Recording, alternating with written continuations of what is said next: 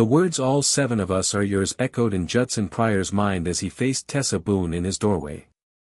Her dress was torn, stained with dirt, but her green eyes burned with fierce determination. Behind her, 6 smaller figures huddled in the shadows, their gaunt faces marked by hunger and fear. Tessa, the eldest at 19, spoke with the weight of someone forced to make life-or-death choices for too long. 3 days ago, Judson had found his neighbor Samuel Boone dead in the creek dividing their properties. Samuel, a robust man who worked his land tirelessly, lay cold with no signs of violence, just a crumpled paper in his rigid hand listing 7 names and 2 cryptic words, "He knows." Now Tessa, Samuel's daughter, stood before him, proposing marriage, not just for herself but for all 7 sisters, in exchange for protection. Her eyes held more than desperation, they flickered with a fear that chilled Judson. She kept glancing toward the tree lean, watching for something specific. Frontier rules were brutal, a man protected his own, and others were not his concern. At 34, Judson lived by that code, but Tessa's urgent whisper shattered his understanding of Samuel's death. She spoke of watchers lurking near his ranch for 2 nights, and the paper in his pocket felt like it burned.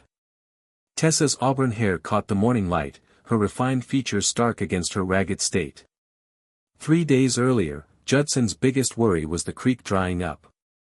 Now, 7 orphans needed food, shelter, and protection he wasn't prepared to give.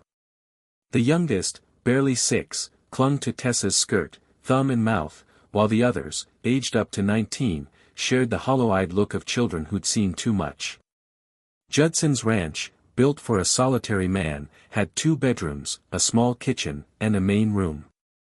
The barn could temporarily house the girls, but winter loomed, and his supplies wouldn't last.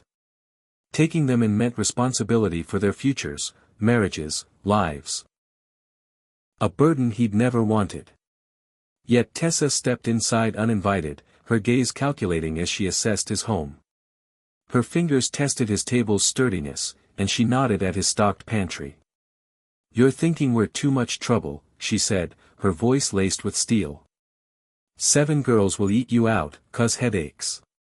But you're also thinking about what I said, someone watching your place, what Papa knew before he died."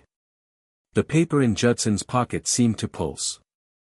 If Tessa spoke truth, taking them in wasn't charity, it was survival. Was she his salvation or a dangerous trap? "There's something else," Tessa whispered, eyes flicking to the window. "Papa found out why our land's worth killing for. And now they think you know it too." The words hit like a blow. Judson had assumed Samuel's death was natural, a heart attack, a fall, but Tessa spoke of murder, of land so valuable it drew blood. His mind raced, searching for clues from the past month. "You're scaring the little ones," he said, nodding at the whimpering youngest. Tessa knelt, soothing her sister with a tender touch, her transformation from negotiator to caretaker startling. Yet her eyes never stopped scanning the windows, her vigilance born of real danger. "Tell me about the land," Judson said, settling into a chair as the girls shared meager food from worn bags, their efficiency hinting at prior flights. Tessa stood, watching the door and creak. 3 weeks ago, Papa found something. He wouldn't say what, but he changed, nervous. He made me promise to come to you if anything happened. Said you were the only neighbor he trusted, that it concerned your property too." The paper's weight grew heavier. If Samuel was killed for a discovery, and someone thought Judson knew, the watchers made sense. Taking the girls meant declaring war on a killer. "How long before they come looking here?" Judson asked, realizing he'd shifted from debating help to planning survival. Tessa paled. "They came to our place yesterday, 3 men on horseback, asking about Papa's last days. When I said he died naturally, they wanted to search. That's when we ran. Armed men searching meant Samuel's find was worth killing for. The smart move was to send the girls to the authorities, but the youngest, trusting Tessa, changed his mind. "Did they find it?" he asked. Tessa pulled a small leather pouch from her dress, its contents glinting like fire, refined gold, not raw nuggets, but crafted jewelry and coins. "Papa found this buried by the creek's oak," she said. But the real find was maps and surveys showing our creek runs through the richest gold vein in the territory. The implications were staggering. Their land sat on a fortune, drawing every greedy soul for miles. Samuel's death was no accident but the opening move in a war over this claim. "The men yesterday," Judson said. "Recognize them?" Tessa nodded. The leader was Marcus Finn, Territorial Land Office.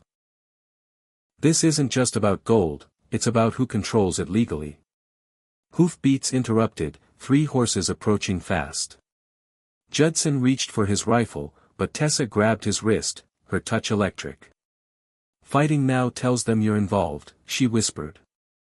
"Hide the girls first." The girls vanished into the bedroom, and Judson directed Tessa to hide the pouch under a loose floorboard. 3 men dismounted outside, Marcus Finn, polished and cold, with 2 hired guns. Judson met them on the porch, feigning calm. "Afternoon, gentlemen. What's this about?" Finn's smile was icy. "We're investigating Samuel Boone's death." "When did you last speak?" Judson lied, "We weren't close. Helped with cattle, that's all." Finn produced Samuel's pocket watch, found on Judson's fence. "This suggests he was here the day before he died." Judson's lie faltered. Tessa's silent return behind him fueled his resolve. "My memory's fine," he said. "Samuel wasn't here then." Finn's smile grew mocking, his tracker spotting the girls' fresh footprints. 7 sets of women's shoes. Unexpected guests, Pryor. The pretense collapsed.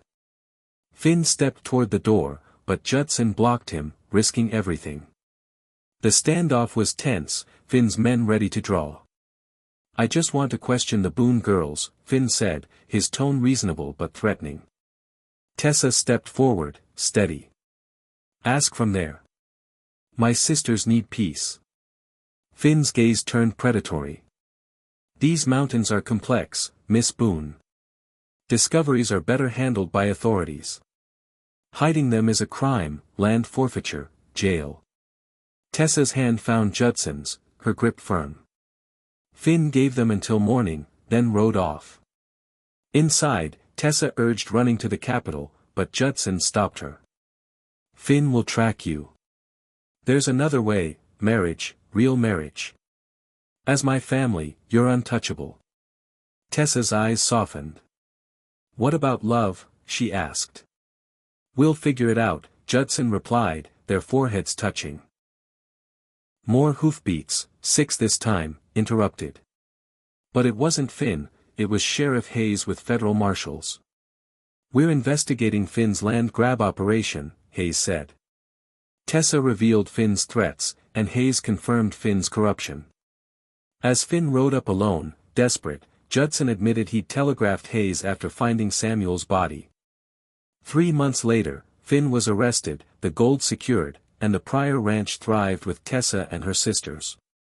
Judson, watching his wife teach the youngest to read, knew the real treasure was the family who'd walked into his life, trusting him to protect them.